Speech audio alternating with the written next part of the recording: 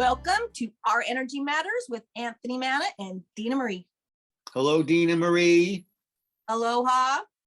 And welcome, everyone. Guten Tag. I say good day to all our German-speaking viewers out there. Welcome to Our Energy Matters, and our energy certainly does matter in so many ways. We were just talking about that in a phone conversation, where sometimes we can get very confused by our energy, and I think that's a little bit about what we're going to talk about today.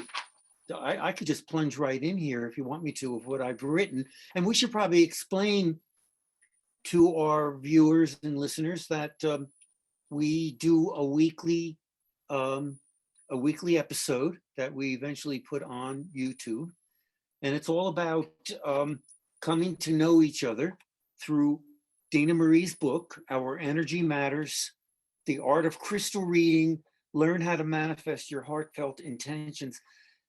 The last business, Learn How to Manifest Your Heartfelt Intentions. At the very beginning, when I was getting used to this, I had to keep saying it over and over again because I never really thought about my life as being an intent, could be an intention. And I was just saying today to you that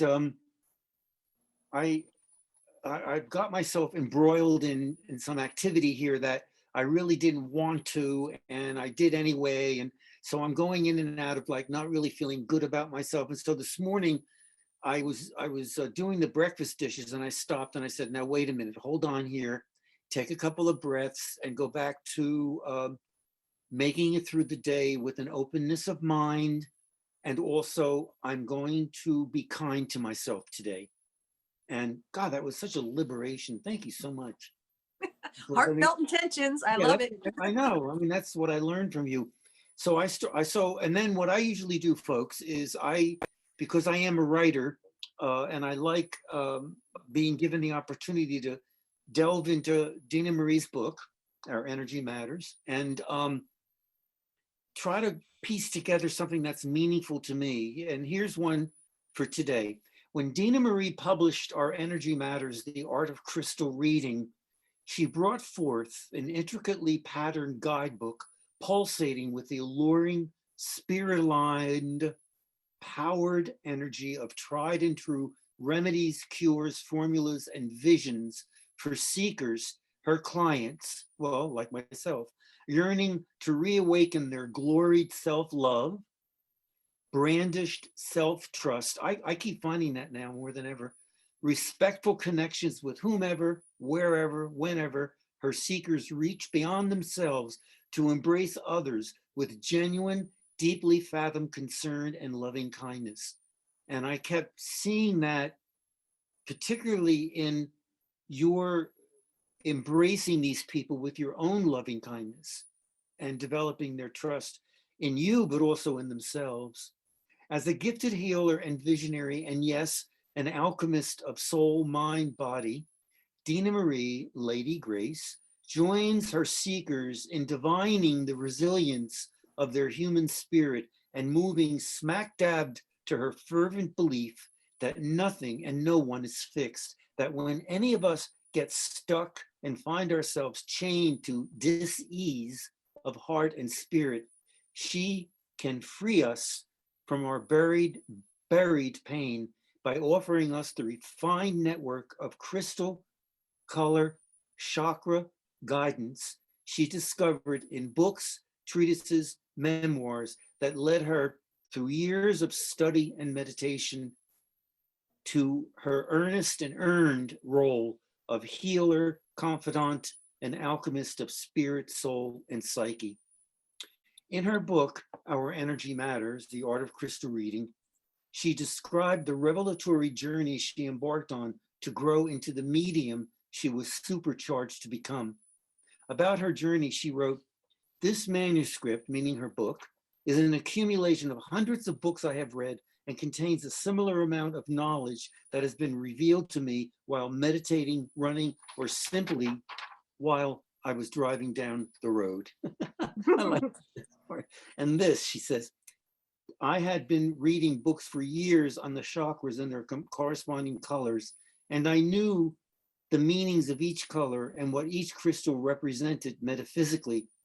connecting with these ideas is what started the evolution of my art. And I just love the fact that you call it the art thereof, because in so many ways, it's the dance, it's the paintbrush, it's the, you know, it's the reaching in, you know, to really reimagine, to help a person reimagine their self.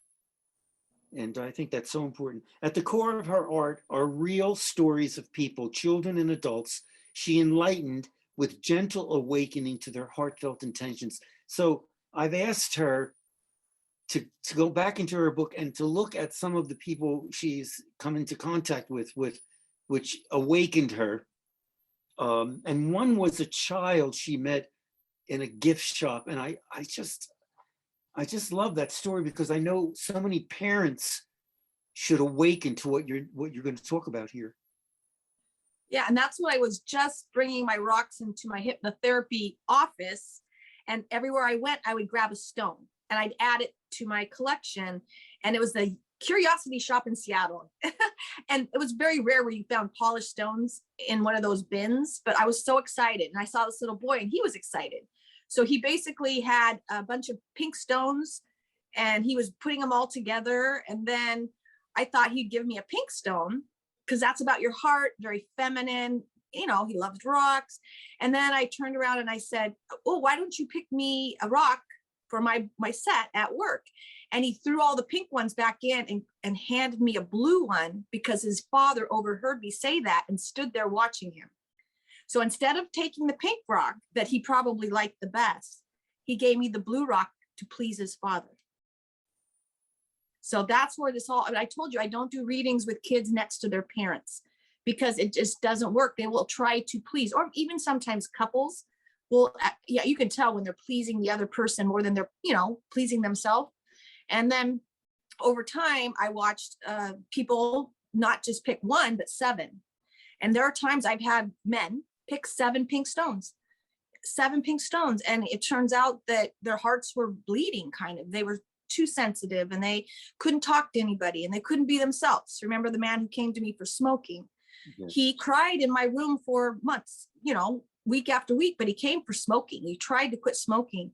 And as soon as he cried out his childhood issues, basically that's what he did. And then he quit smoking at Disneyland with his children. That's great. And so what about do you remember any crystals that he chose, or is that hard to do?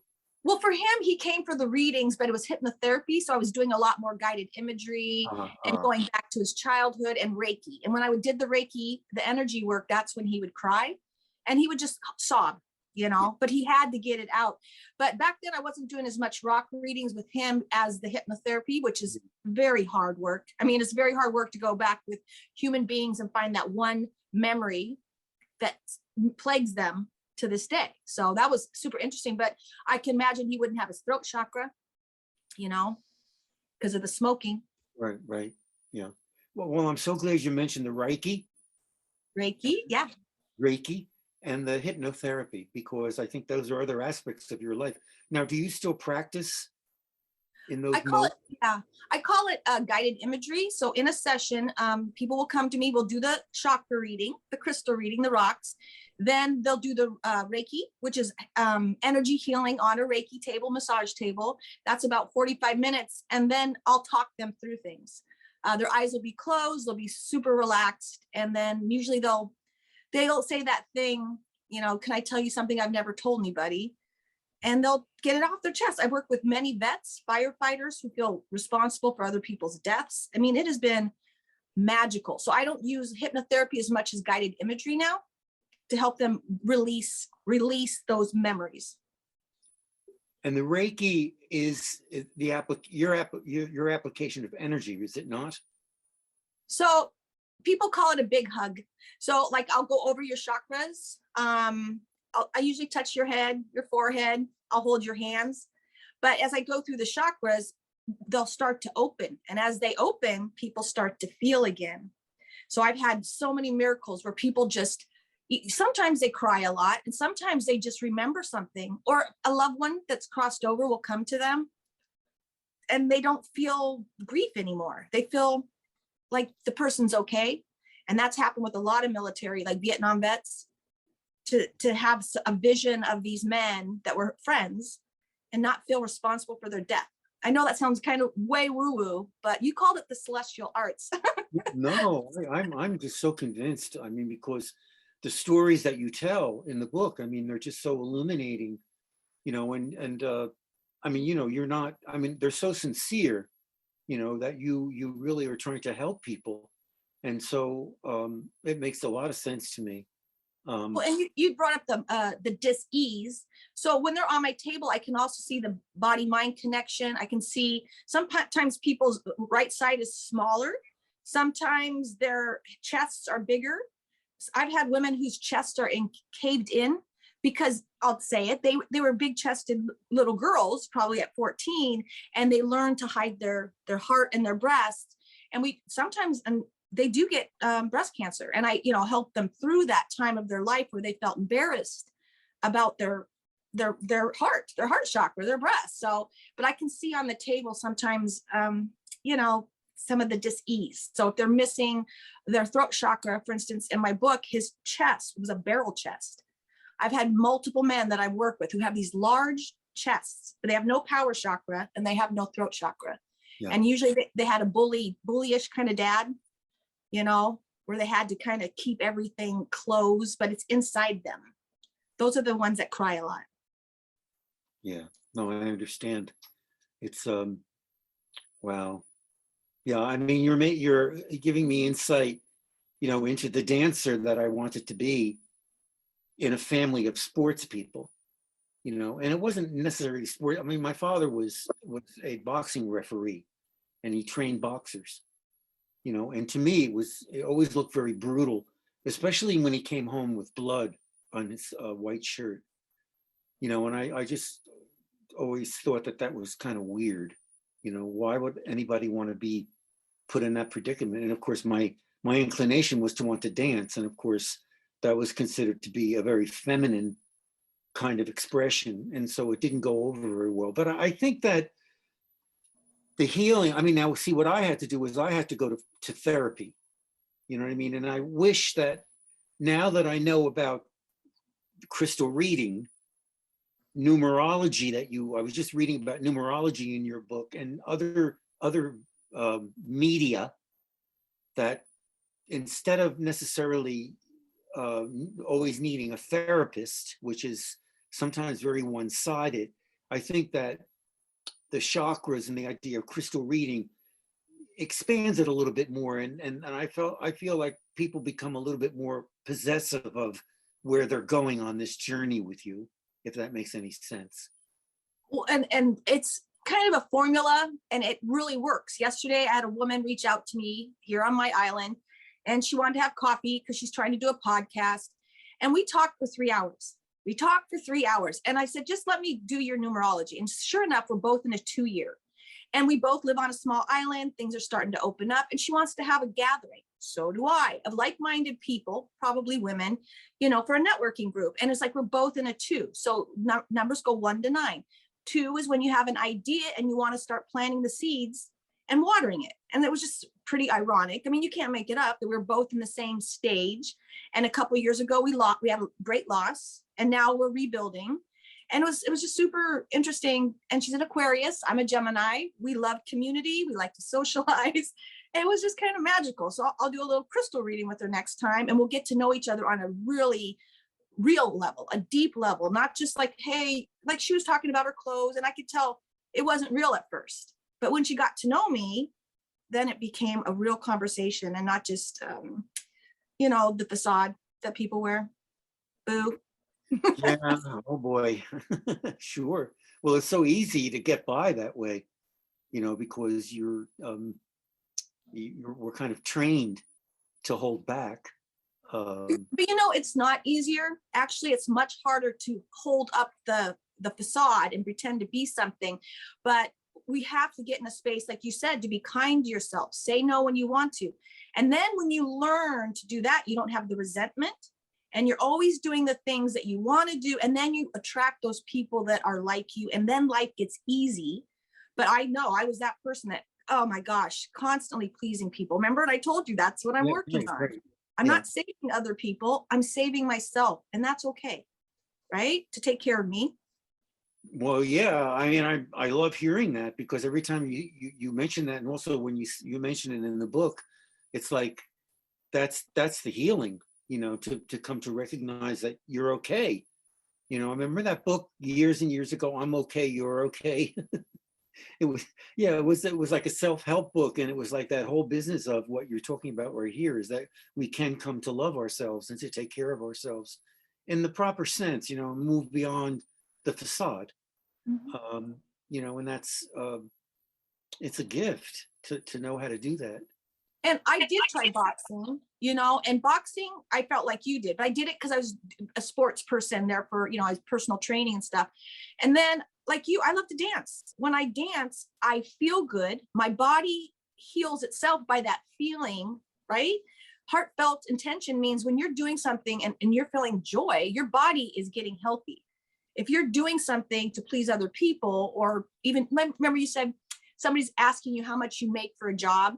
No, do you like the job? It's not about the money, right? Do you like to sit down and do the task? Then do that, because it's the feeling behind it. That's wonderful. That is wonderful. Yeah, the feeling behind it. We have, and I think that's probably a good way to end. I think we have to carry on with our life, but I guess I say here. Well, yeah, I love this. On the bottom of one of your pages, I said, a theme emerges from the depth of your offerings of solace, and it's Shakespeare. And Shakespeare, and see what happens. So many of these people, to thine own self be true, and I just saw that on the bottom of the page there, and I just, not only, I mean, I also love Shakespeare, and I just love going to Shakespeare plays. And I also went to England and spent a summer studying Shakespeare at Stratford, and just find so much wisdom, but when I came there, I thought, ooh, she knows me. To thine own self be true. It's it's how we can operate. So I thought that what I would like to say towards the end is, let's keep bringing to light stories of healing prescriptions in our next episode. We'll talk about the tobacco chewer, and that's so interesting. And my intentions are to meet kind, gentle, fascinating people. So who do I have in my life? Mr. Anthony Manna. Thank you so much, Dena. Dena Marie, if you want to move closer to Dena Marie's wisdom, then listen to her weekly radio show, Lift Your Spirits, on 1150 AM KKNW. She has a tendency to host guests, and her guests are such interesting people. I mean, poets and philosophers, and people, a lot of musicians, which talk about lift your spirits. I mean, and I was interviewed, I think, twice on your show, and it was again, I just felt so good. The energy is so high. My website for an interview with Dena Marie is www.anthonymannabooks.com, and you go to the media section, and there are a lot of other interviews there, and you'll see her there. Her name is right there in the marquee. And then also, for parents and kids and teens, you might want to visit my website, because it's all about literature and reading and coming to grips with language, and what we can learn from one another through books. Dena Marie, we see each other in another week. Take good care. All right. Have a good week, and I'll talk to you then. Okay, Dena Marie. Bye-bye. Bye.